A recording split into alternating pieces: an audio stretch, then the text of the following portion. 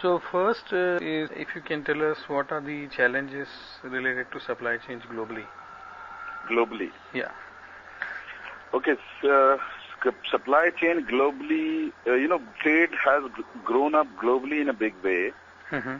And that has brought in the focus on supply and value chains, which essentially means sourcing companies or companies that procure from lots of developing countries like South Asian countries like India, Pakistan, Bangladesh, Sri Lanka, mm-hmm. or even East Asian countries like Indonesia, Thailand, and all that stuff. Mm-hmm.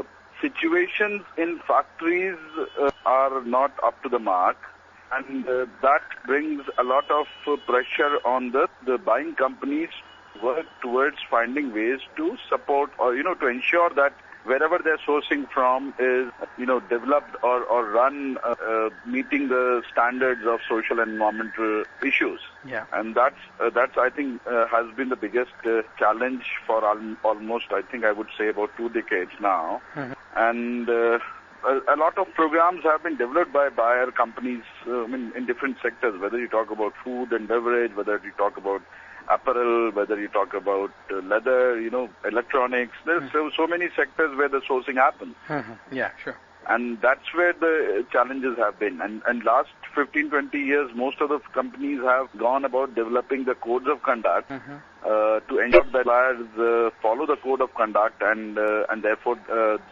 they will engage in business. Somehow that is not worked in the expected way.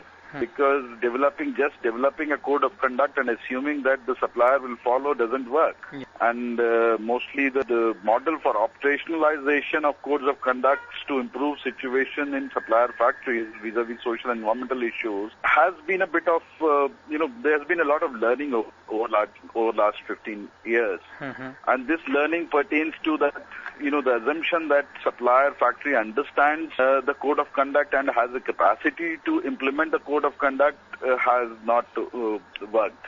Okay. And therefore, there has been a thinking or rethinking for last, because it's been about 5-6 years. The researchers or the campaigners have demonstrated that codes of conduct that are implemented are not yielding the results that were expected or desired. Situations in the factories are not improving as were expected to.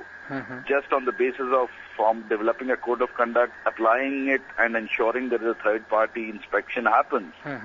Because factories and management find ways to engage or deal with the codes of conduct and putting systems in place or managing the inspections and audits. Yeah. So that I think mostly this is what has been the challenge. And what is the status in India related to supply chain? Well, in India it's no different. You go to any country, this is where the issue is. In India particularly, one of the major issues is the small and medium enterprises. Compliance to law itself has been a challenge.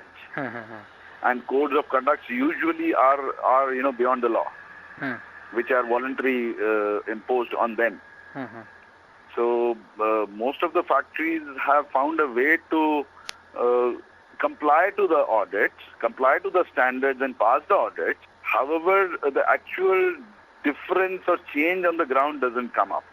So most of the staff that is involved in compliance or demonstrating compliance is largely focused on putting the paperwork and no action happens. So you will find you walk into any factory, you will find so many certificates or 2 standards. But if you go and check the reality on the ground on the shop floor, you may realize there is a clear